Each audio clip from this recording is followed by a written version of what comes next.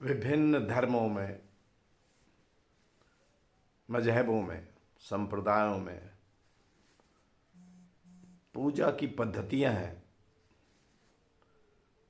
तरह तरह की पूजा पद्धतियों में व्यक्ति पूजा करता है, आराधना करता है।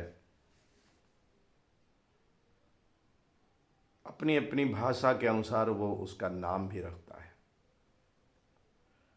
अपने अपने धर्म के अनुसार वो नामकरण करता है।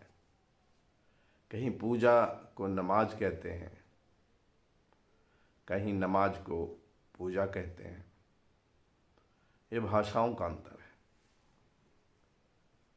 लेकिन वो करता वही है जो दूसरी धर्म का करता है, इस धर्म का करता है, उस धर्म का करता है। वो पूजा, वर्शिप का मतलब समझता है। अब पूजा की पद्धतियां जहाँ अलग अलग हो गई, वहीं किसकी पूजा करनी है, इस पर विभिन्न धर्मों में पृथक पृथक मतांतर है। पूजा किसकी करनी है, इस पर लगातार सदियों से विचार विमर्श होता रहा है, चर्चाएं होती हैं और नए नए देवी देवता भी आते रहे हिंदुओं में, जिनकी पूजा की जाती रही। पुराने बने रहे, कुछ नए आए। बाकी धर्मों में भी पूजा का, वर्शिप का एक स्थान बना लिया गया। कुछ आराध्य देव बना लिए गए, या निराकार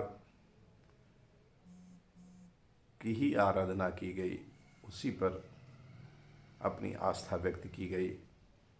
वो निराकार वेदों का ब्रह्म हो सकता है, इस्लाम का, मुसलमान का अल्लाह हो सकता है,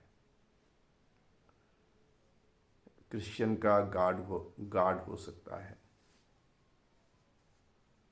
सिख वाहे गुरु कहते हैं, बौद्ध धर्म मानने वाले बुद्ध को ही अपना प्रतिनिधि मानते हैं, धर्म का दूत मानते हैं धर्म का। तो इतने पूजा स्थल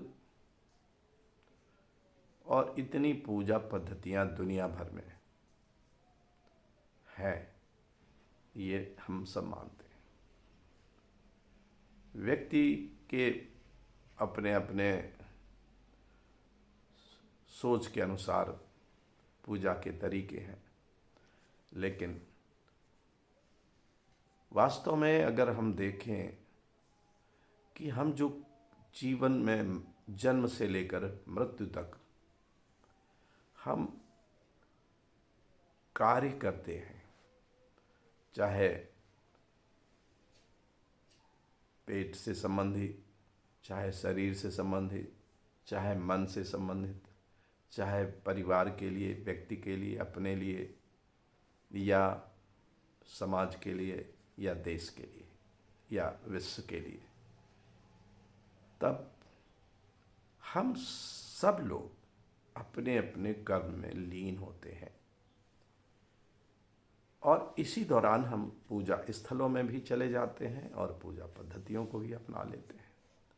लेकिन मूलतः आपकी पूजा हुई क्या? मूलतः तो पूजा हुई जैसे पशु पक्षी, उन्होंने कोई मंदिर मस्जिद नहीं बनाए हैं, चर्च नहीं बनाए हैं।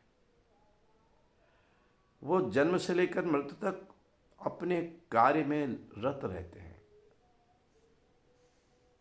अगर वो आराम भी करते हैं तो आराम करना भी एक कार्य का हिस्सा है। इस प्रकार जैसे कि पशु पक्षी अपने कार्य को ही पूजा समझते हैं, क्या हम मनुष्य अपने कार्य को पूजा नहीं समझ सकते और कार्य स्थल को पूजा स्थल नहीं समझ सकते?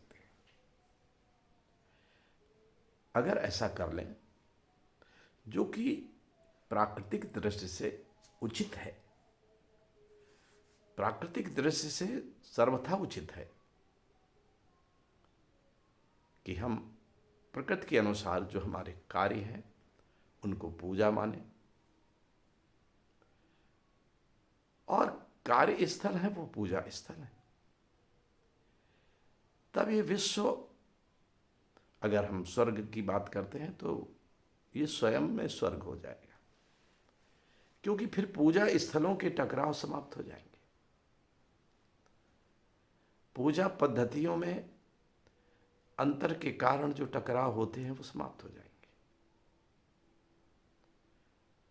यही सबसे बड़ी पूजा होगी जो हमारा कर्म है। और दुनिया के सारे दर्शनों में, सारे धर्मों संप्रदायों में कर्म के सिद्धांत को इन के इन प्रकार माना ही है, कर्मफल को माना ही है। भले ही कोई पूर्ण रूप से मानता है, कुछ आंशिक रूप से मानता है, लेकिन कर्मफल को मानते हैं। अब कर्मफल तो फिर जो हम कर्म करते हैं यही कार्य है। कर्म में ये आवश्यक नहीं है कि आप केवल ईश्वर के लिए जो करते हैं, देवी देवताओं के लिए करते हैं, वो कर्म नहीं। जो मनुष्योचित कर्म करते हैं वो सारे आपके कर्म हैं। तो कर्म ही पूजा है, कार्य ही पूजा है।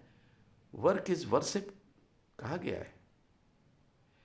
तो क्यों ना हम ये परिवर्तन करें अपने आप में, परिवार में, समाज में, कि हम कार्य को ही पूजा समझें, कर्म को ही पूजा समझें, और उसी जहाँ पर कर्म कर रहे हैं वही पूजा स्थल उस समय, जब तक के लिए वहाँ कर्म कर रहे हैं, कार्य कर रहे हैं, वो पूजा स्थल है।